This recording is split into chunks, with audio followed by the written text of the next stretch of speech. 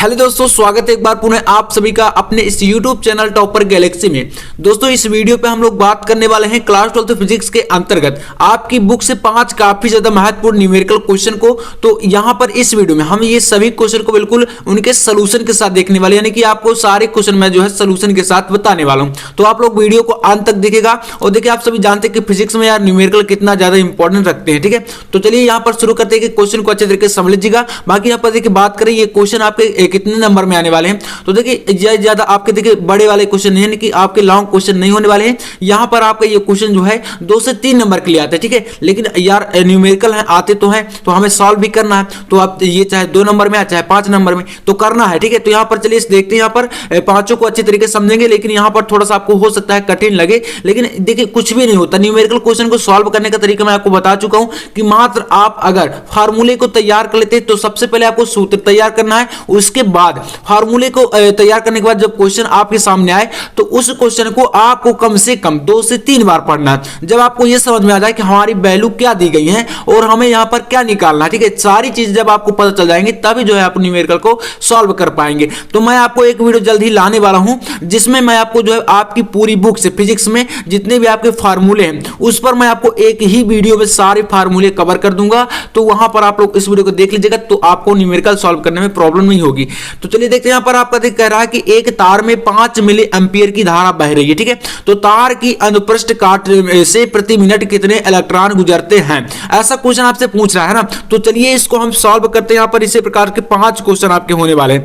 तो यहां पर आपका कह रहा है कि एक तार से जो है कितना 5 मिली एम्पियर की धारा बह रही है। तो इसमें पहले हमारा धारा का मान कितना दिया है, तो धारा का मान आपका यहां पर दिया है 5 मिली एम्पियर, ठीक है। तो यहां पर आप इसको लिखेंगे आई, ठीक है, यानी कि हमारा जो आई का मान है वह कितना दिया गया दोस्तों, 5 मिली एम्पियर है। तो आप इसमें क्या करेंगे, 5 मिली एम्पियर है तो हम इसको एम्पियर में कन्वर्ट करना चाहते हैं तो डायरेक्ट हम इसे लिख देते हैं। तो यहां पर आप क्या करेंगे, 5 × 10⁻³ करा देंगे, यानी कि आपका मिली एम्पियर जो है ये आपका एम्पियर में चेंज हो गया जब हमने इसमें गुणा करा दिया 10⁻³ का, ठीक है। तो इस प्रकार से आप यहां पर समझ सकते हैं, हम यहां पर आप मिली एम्पियर नहीं लिखेंगे, ठीक है। तो ये आपका एम्पियर में आ गया। अब इसके बाद क्या दिया गया, तो यहां पर देखिए थोड़ा सा आप देखेंगे, कह रहा है कि यहां पर एम्पियर की धारा बह रही है और तार की अनुप्रस्थ काट में प्रति मिनट, यानी दोस्तों समय कितना है, प्रति मिनट, यानी कि टाइम आपका कितना है, 1 मिनट की बात करी गई है, यानी कि प्रति मिनट की बात करिए। तो इसलिए यहां पर जो आपका टाइम होगा वह आपका 1 मिनट है। अब आप सभी जानते हैं कि देखिए यहां पर समय को सबसे छोटी इकाई में क्या लिखते हैं, यहां पर सेकंड में लिखेंगे।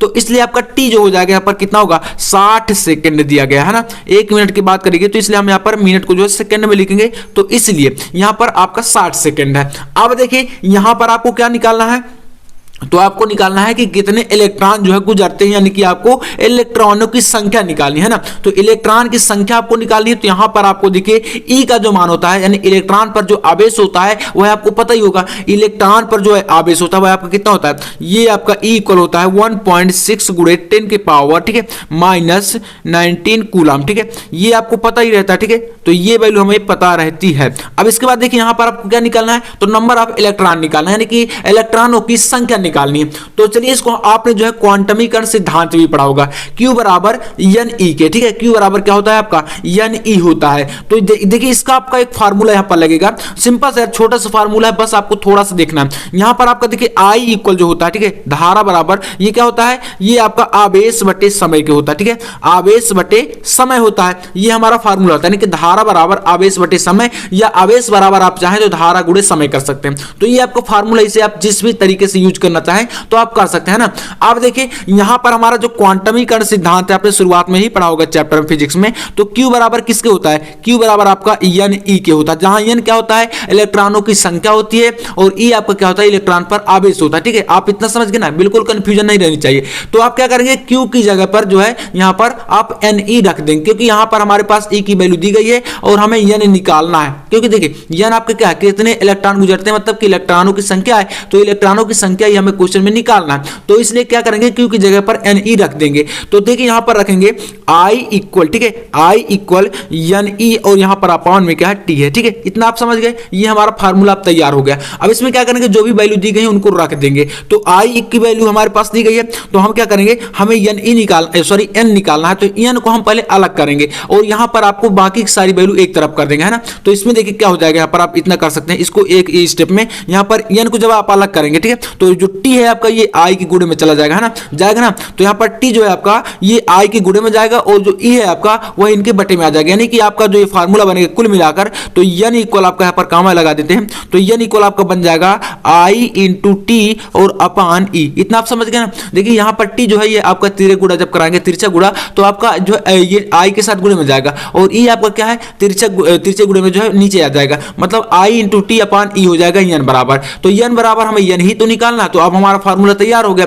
तो आप क्या करेंगे यहाँ पर डायरेक्ट वैल्यू को रख देंगे। तो देखिए एन इक्वल आप करेंगे एन इक्वल आई का मान कितना है 5 गुणे 10 घाते -3, ठीक है। अब देखिए गुणे में क्या है आर टी का वैल्यू आपके पास 60 सेकंड है। इसके बाद बटे में आपका ई है, ई का मान हमारे पास क्या है 1.6 गुणे 10 पावर -19 कूलम, ठीक है। तो अब इसके बटे में रख देते हैं इस वैल्यू को 1.6 गुणे 10 घाते -19, ठीक है। ये आपका वैल्यू हो गया।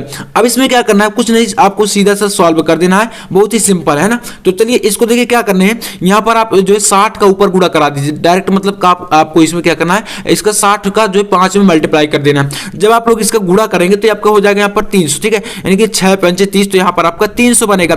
300 गुणे आपका यह कितना 10 घाते -3 है, ठीक है। और बटे में आपका कितना है, तो बटे में आपका 1.6 गुणे 10 की पावर -19, ठीक है। इतना आपका हो गया। अब देखिए क्या करेंगे, जो आपका यहाँ नेगेटिव वैल्यू है यानी कि 10 पावर -19 है, इसको आप ऊपर ले जाएंगे। तो जब ये ऊपर जाएगा तो क्या हो जाएगा, पॉजिटिव हो जाएगा, यानी कि धनात्मक हो जाएगा। और बचे में आपका ये बचा रहेगा। तो देखिए इसको करते हैं स्टेप में, और यहाँ पर यानी इक्वल आप करेंगे 300, ठीक है, 300 गुणे 10 घाते -3 है ना, -3, और ऊपर जब ये वैल्यू जाएगी तो आपका यहाँ पर प्लस का हो जाएगा 19, ठीक है। ये मतलब कि यहाँ पर नेगेटिव था, ऊपर गया तो पॉजिटिव हो गया। अब यहाँ पर बटे में क्या 1.6 बच गया, तो 1.6 आपका बचा रहेगा। अब इसमें क्या करेंगे जी, ये जो वैल्यू है ये आपका जो 19 धनात्मक है और 3 आपका ऋणात्मक है, तो छोटी संख्या है, तो ये बचेगा क्या, पॉजिटिव की वैल्यू देगा। तो यहाँ पर आपका जो बचेगा ये कुल मिलाकर ये आपका देखिए जो आपका 300 है, इसमें आप क्या करेंगे, जब 1.6 को डायरेक्ट आप चाहें तो इसमें मतलब 10 का गुणा करा के 16 बना सकते हैं, और ऊपर 10 का गुणा करा के आप इसको जो है यहाँ पर 10 का गुणा ऊपर नीचे मतलब दोनों में करा देना है।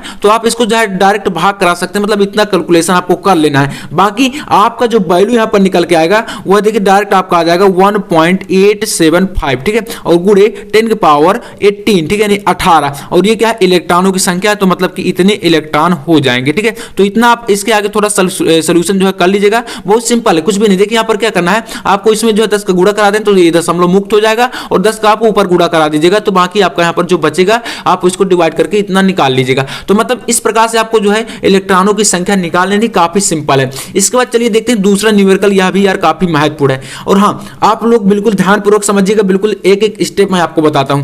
कह रहा है कि एक 100 वाट के तापक तार में, ठीक है, 100 वाट का कोई तापक तार है जिसमें 4 एम्पियर की धारा बह रही है। कितनी, 4 एम्पियर की। देखिए क्वेश्चन को समझिएगा, इसमें क्या दिया गया है यहीं से आप फाइंड करेंगे। तो 4 एम्पियर की धारा बह रही है, तार का प्रतिरोध क्या होगा, हमें इसमें निकालना है तार का प्रतिरोध, है ना। तो चलिए इसमें देखते हैं, यहां पर सबसे पहले दिया क्या गया है, तो यहां पर इसको करते हैं सॉल्व, ये हो गया। अब यहां पर आपका जो है 100 वाट यानी कि शक्ति दी गई है, ठीक है। जो यहां पर शक्ति क्या होता है, शक्ति का मात्रक ये वाट होता है, तो यानी कि आपका शक्ति यहां पर दिया गया है। तो अर्थात हमारा जो पी का मान है, ठीक है, पी मतलब पावर या शक्ति, तो यहां पर कितना है 100 वाट है, ठीक है, 100 वाट। इसके बाद आपका क्या है, तो यहां पर 4 एम्पियर की धारा, मतलब आपका यहां पर क्या दिया है, धारा का मान दिया गया है। तो इसमें आप क्या करेंगे, यहां पर आई का भी वैल्यू दिया गया है 4 एम्पियर, है ना, 4 एम्पियर। तो इसको लिख दिया हम यहां पर, सॉरी ये आपका 4 एम्पियर है, ठीक है। तो यहां पर 4 एम्पियर की धारा है। अब इसके बाद यहां पर निकालना क्या है, तो यहां पर हमें फाइंड करनी है आर, यानी कि प्रतिरोध निकालना है ना। तो इतना हमें निकालना है। अब देखिए इसमें क्या करेंगे, आपका फार्मूला होता है जो कि प्रतिरोध और शक्ति और धारा के बीच में संबंध दर्शाता है। मतलब देखिए जैसा आपके पास वैल्यू है वैसा ही फार्मूला भी आपको लगाना है ना। ऐसा नहीं कि आप समझे कि यार V बराबर आई आर, आप ओम का नियम यहां पर लगा देंगे, ऐसा तो होगा नहीं, क्योंकि यहां पर हमारी जो वैल्यू जिस हिसाब से दी गई है उसी हिसाब से हमें जो फार्मूले का यूज करना होगा। तो चलिए इसको क्या करेंगे, यहां पर फार्मूला आपका एक होता है जो कि होता है P इक्वल, ठीक है, यहां पर सूत्र लिखते हैं, सूत्र हमारा सूत्र होता है P बराबर आई स्क्वायर, ठीक है, आई स्क्वायर इंटू आर, ठीक है, ये आपका फार्मूला होता है। तो ये इस फार्मूले में डायरेक्ट आपको क्या करना है, आर का मान निकालना है। तो इसको आप एक स्टेप में क्या कर सकते हैं, आर इक्वल कर सकते हैं, जो आई स्क्वायर है या P के बट्टे में आ जाएगा। तो मतलब आपका I square sorry P P upon ये हो जाएगा आई स्क्वायर के, ठीक है, आई स्क्वायर। इस फार्मूले में आपको रख देना, मतलब कि ये वाला फार्मूला आपको यहाँ पर लग जाएगा। तो बस यहाँ पर कैलकुलेशन के बस करना है, हो गया। तो यहाँ पर R इक्वल क्या होगा आपका, P का वैल्यू है आपका 100 और बटे यहाँ पर आई स्क्वायर मतलब कि 4 गुणे 4 यानी कि 4 का स्क्वायर। तो इस प्रकार से ये हो गया। अब इसमें क्या करना है आपको, यहाँ पर डायरेक्ट 4 चौके 16 हो जाएगा और ये आपका 16 का 100 में भाग करा देना। तो जब आप इतना करेंगे यानी कि 100 बटे 16, ठीक है, और इसका आप भाग कराएंगे तो ये आपके कितने बार जाएगा, तो ये आपका 6.25 हो जाएगा। और प्रतिरोध है तो प्रतिरोध का मात्रक क्या होता है, ओम होता है। तो सिंपल सा आप लोग यहाँ पर ओम लिख देंगे इसका मात्रक। देखिए कोई भी क्वेश्चन आप सॉल्व करेंगे उसका मात्रक जरूर से लिखिएगा क्वेश्चन में आंसर करने के बाद, अन्यथा आपका जो है नंबर कट जाएगा, ठीक है। तो ये ध्यान रखिएगा। चलिए तीसरा न्यूमेरिकल भी देखते हैं। देखिए दोस्तों आपका तीसरा क्वेश्चन कह रहा है कि दो बिंदुओं के बीच, ठीक है, दो बिंदुओं के बीच 60 वोल्ट विभवांतर है। कितना, 60 वोल्ट। तो कह रहा है कि एक बिंदु से दूसरे बिंदु तक 3 × 10⁻⁵ कूलाम आवेश ले जाने में किया गया कार्य क्या होगा। हमें यहां पर निकालना क्या है, कार्य। और आप सभी जानते हैं कि हमें जो है कार्य निकालने के लिए जब हमारे पास जो वैल्यू है वो यहां पर क्या दिया गया है, तो आपका विभवांतर दिया गया है और साथ ही आवेश दिया गया है। यानी कि एक आवेश को मतलब एक बिंदु से दूसरे बिंदु तक ले जाने में किया गया कार्य हमें यहां पर फाइंड करना है। तो चलिए हम यहां पर निकालते हैं। इसको पहले देखते हैं कि दिया क्या गया। बहुत सिंपल तरीके से मैं इसको आपको बताऊंगा। देखिए यहां पर सबसे पहले आपका क्या दिया गया है, तो दो बिंदुओं के बीच का विभवांतर दिया गया है ना। यहां पर आपका V का मान कितना है, 60 वोल्ट है ना, 60 वोल्ट दिया गया है। तो इसको लिख दिया 60 वोल्ट। अब इसके बाद देखिए यहां पर और क्या दिया है, तो यहां पर आपका Q का वैल्यू दिया गया, यानी कि एक बिंदु से दूसरे बिंदु तक ले जाने में आवेश कितना है। अब हम लोग यहां पर आप लोग ये देखिएगा, सबसे पहले देखिए क्या समझना है। जैसे हमें ये पता नहीं चला कि हमारी वैल्यू कौन सी जो है आवेश है, कौन सा वो है वोल्ट विभवांतर, मतलब जो भी चीजें होती हैं। तो इसमें आप ये देखिए कि उनके जो आपकी वैल्यू है उनके पीछे मात्रक क्या लगा है ना। जैसे यहां पर देख रहे हैं आप लोग 3 × 10⁻⁵ कूलाम और यहां पर आप देख रहे हैं 60 वोल्ट। किसी भी क्वेश्चन में आप देखिए उसमें सबसे पहले मात्रक देखिए तो आप समझ जाएंगे। जैसे आवेश का मात्रक कूलाम होता है तो मतलब हम समझ गए कि ये हमारा आवेश दिया गया है। इसी प्रकार से यहां पर विभवांतर का मात्रक ये आपका वोल्ट है, तो मतलब हम समझ गए कि यह विभवांतर दिया गया है। तो इसी प्रकार से अन्य जो भी वैल्यू होती हैं आप उनमें सबसे पहले मात्रक देखिए, आप अपने आप समझ जाएंगे। ये दोस्तों मैं एकदम 100% वर्किंग ट्रिक बता रहा हूं। तो यहां पर आपका Q का मान कितना है, तो Q की वैल्यू है 3 × 10⁻⁵, ठीक है, ये आपका इतना दिया गया है कूलाम में, ठीक है। तो यहां पर आपका इतना वैल्यू हो गया आवेश का। अब इसके बाद क्या निकालना, तो आपको W निकालना है, यानी कि आपको किया गया कार्य निकालना है। तो W बराबर फार्मूला आपका क्या होता है, यहां पर W बराबर होता है V × Q, ठीक है, यानी कि एक बिंदु से दूसरे बिंदु तक ले जाने में किया गया कार्य आपको यहां पर निकालना है। तो हमारे पास यहां पर डायरेक्ट जो है वैल्यू दी गई, सिंपल से रख देंगे। V का मान आपका 60 है, गुणे यहां पर कर देंगे 3 × 10⁻⁵, ठीक है। अब यहां पर W इक्वल क्या हो जाएगा, आपका इसमें गुणा हो जाएगा। तो ये आपका देखिए यहां पर जब इसमें गुणा कराएंगे तो ये आपका 180 बनेगा और 180 गुणे, ठीक है, यहां पर 180 × 10⁻⁵ है। अब आप इसको चाहें तो देखिए क्या कर सकते हैं, यहां पर इसके पॉइंट को और खिसका सकते हैं। तो यहां पर W इक्वल आपका हो जाएगा 1.8, ठीक है, 1.8 × 10 की पावर। अब यहां पर हमने जब इसका जो है माइनस कम किया, यानी कि 2 पॉइंट इसको खिसकाया, तो यहां पर आपका ये हो जाएगा यहां पर -3 है ना। तो यहां पर आपका ये इतना हो गया। और W आपका क्या है, कार्य है, कार्य का मात्रक क्या होता है, जूल। तो इसको मात्रक जरूर लिखिएगा, मैं हर बार आपको बता रहा हूं। तो यहां पर W का मान आ गया। इसके बाद यहां पर देखते हैं चौथा क्वेश्चन क्या कर रहा है, कह रहा है कि 1 सेंटीमीटर त्रिज्या के गोले को, ठीक है, 1 सेंटीमीटर त्रिज्या का कोई गोला है,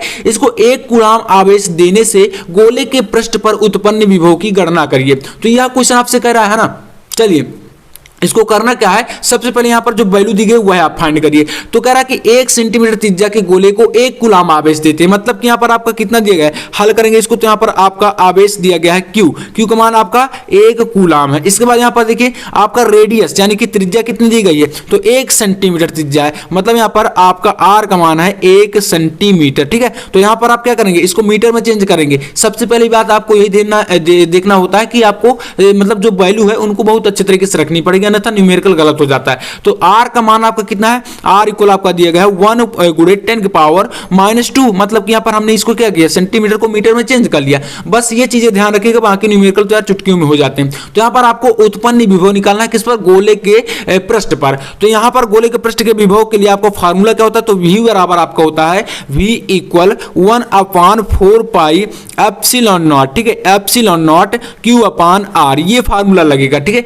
ये फार्मूला आपने पढ़ा भी होगा। तो यहाँ पर आपको इसको लगाने के लिए सबसे पहले क्या करना होगा, यहाँ पर आपके पास एक वैल्यू नहीं दी गई जो कि यहाँ पर है 1/4 पाई एप्सिलॉन नॉट की। तो 1/4 पाई एप्सिलॉन नॉट की वैल्यू क्या होती है, तो ये आपकी होती है, देखिए यहाँ पर लिख देता हूं 1/4 पाई एप्सिलॉन नॉट, इसका वैल्यू कितना होता है, तो ये मान आपका होता है 9 × 10⁻9, ठीक है, ये आपका होता है एप्सिलॉन नॉट की वैल्यू। तो चलिए इसको हम यहाँ पर रख देते, बस कुछ भी नहीं, यहाँ पर v इक्वल आपका हो जाएगा 9 × 10⁻9, और यहाँ पर आपका ऊपर क्या क्यू का वैल्यू 1 है, और आपका नीचे r का वैल्यू कितना है 10⁻⁻2 है ना, यहाँ पर r का वैल्यू ये सामने है और q का मान ये है। तो बस यहाँ पर वैल्यू रख दी। अब यहाँ पर 10⁻⁻2 नीचे, तो इसको ऊपर ले जाएंगे, तो ये जब ऊपर जाएगा तो v का मान कितना हो जाएगा 9 × 10 ये 9 है, और ये भी ऊपर जाएगा तो प्लस का 2 हो जाएगा, यानी कि आपका 9 × 10 यहाँ पर 11 यानी कि 11 हो जाएगा ना। तो 11 हो गया। अब इसमें देखिए ये वैल्यू तो है, तो यहाँ पर भी है ना, तो इसका आपका मात्रक क्या होगा, वोल्ट हो जाएगा, यानी कि विभव हमने निकाला है तो इसलिए इसका मात्रक जरूर लिख देना।